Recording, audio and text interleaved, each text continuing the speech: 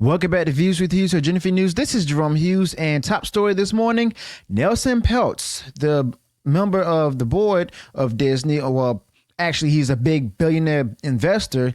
He's back and he's looking to make moves again. Okay, so if you think that his return is big and really significant, let me know your thoughts about that in the comments below. Now, apparently Disney the trades are actually claiming that Disney was surprised by, his return. Okay, but the thing is, the board itself, they should have known that he was going to return anyway. All right. So the fact of the matter is that Nelson Peltz is actually standing out again.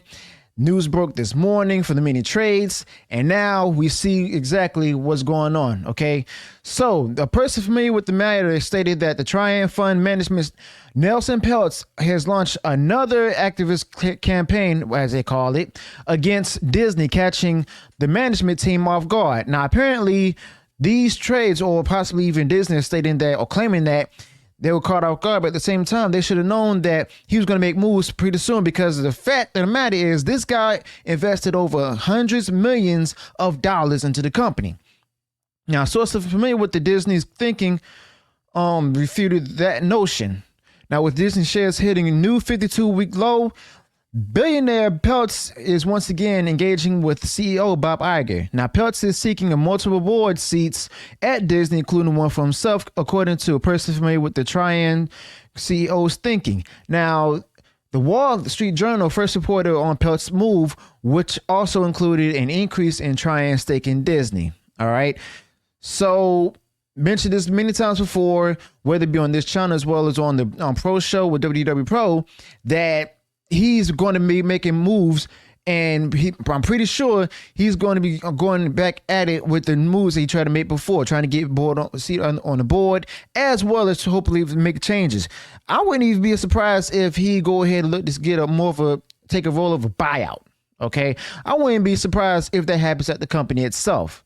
Now, the window for board nomination begins on December 5th. That is quickly approaching and continues until January 4th. However, Peltz has considered the situation at Disney so critical that waiting until December was unnecessary, that one person who's familiar with the situation said. Now, TRIAN now holds a stake believed to be valued at $2.5 billion, making him one of Disney's largest investors. According to the source, no meeting between Peltz and Iger has actually been scheduled. Now, Iger may have been taken by surprise by Peltz's return for one simple reason. Peltz ceased his contentious campaign against the company back in February. Now, remember that. I also reported on that before, too. At the time, Peltz stated in a TV interview that Disney's plans to do everything we wanted them to do, perhaps foreshadowing his latest move. Peltz added in an interview that he will be watching. Okay, now that source then, however, Disney's performance has faced challenge. Now, since then, Disney, however, faced challenges in its performance. Now, first off, Disney stock is down 26% since Peltz stopped his campaign against Disney, and the Dow Jones Industrial Average, of which Disney is a component, fell 2.4%. Additionally, following extensive layoffs, the Disney initiated Bob Iger this year. Investors remain uncertain about the next restructuring move. Now, Iger also stated in July that he would take an expansive look at the company's traditional TV assets, suggesting to Wall Street that a sale of linear TV channels might be on the horizon, considering the growing trend of cord cutting, where people are switching from cable to streaming. All right. Now, there's also no further updates that's been provided by Disney ever since Iger has expressed reluctance to actually part ways to separate with the ESPN brand. Now, other concerns include Disney's potential buyout of its stake in Hulu from Comcast, with discussions actually underway reportedly. Now, the lack of information may be causing a lot of unease among investors, where they're getting nervous and it's understandably so, because they invested millions of dollars in this company. Now, Goldman Sachs media analyst Brett Freedman comments on the situation, stating, to hear a leader of the industry like Bob Iger acknowledge that you have to put everything on the table right now, I think it shows how seriously they're taking this. It's a real signal to the Wall Street to the street that they're going to do what they need to do so that Disney can have another 100 years of success. Freedman also stated. Here's a problem with that, and I also got a few thoughts prepared for this as well. Here's a problem with the whole thing where Disney might have had too much confidence with Bob Iger.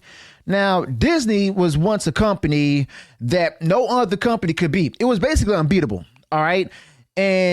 But it's beaten itself over the past few years thanks to the decisions of Bob Iger.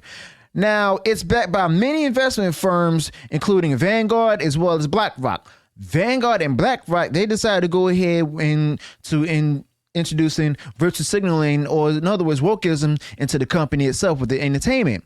But later on, Vanguard started seeing that wasn't really working. It wasn't a good idea. But BlackRock is still continuing along with it. Okay.